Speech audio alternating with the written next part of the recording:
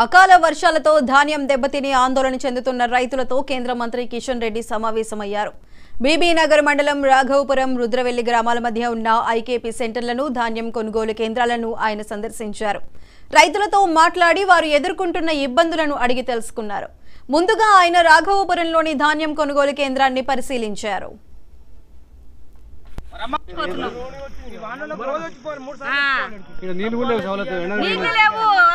Sugar patient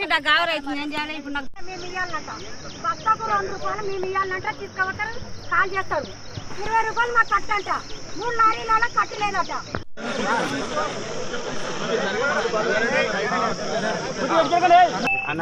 గంప Nagender rice Miller section ఆయన ఏం చెప్పి కదా అవుతుంది రైస్ మిల్లర్ లారీలో వస్తలో నేను ఆయన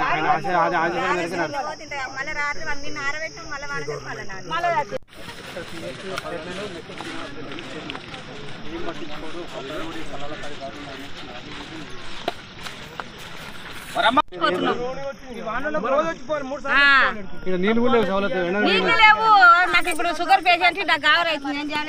మేము ఇవ్వాలంట బస్తాకు 2 రూపాయలు మేము ఇవ్వాలంటే తీసుకుపోతారు, కాల్ చేస్తారు.